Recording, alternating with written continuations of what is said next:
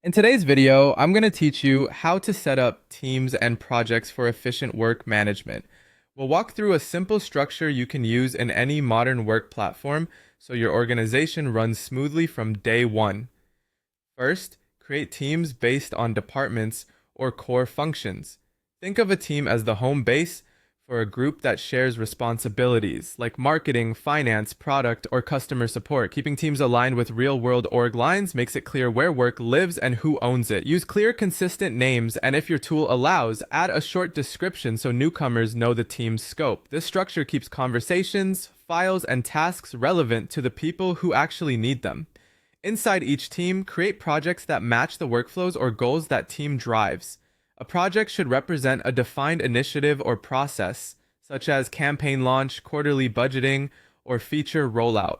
Give each project a purpose statement and a start or outcome if it's initiative-based, or mark it as ongoing if it supports a continuous process.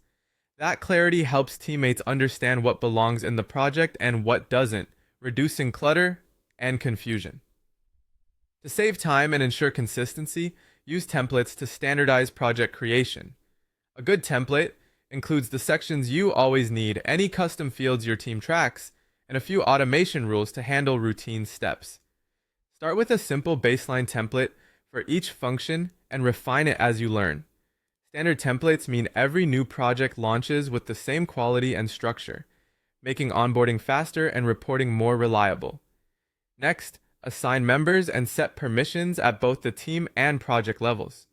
Give owners or admins the ability to manage settings, contributors the ability to create and update work, and viewers read-only access when that's all they need. Keep membership current as people join or change roles, and apply the principle of least privilege to protect sensitive work without slowing collaboration.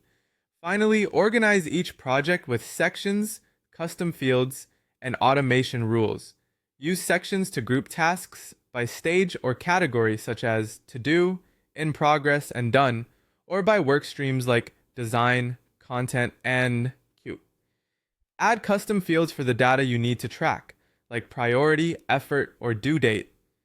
Then set up automation rules to handle predictable actions, such as moving a task to the next section when its status changes, assigning the right owner when a field is updated, or sending a nudge when a due date is approaching.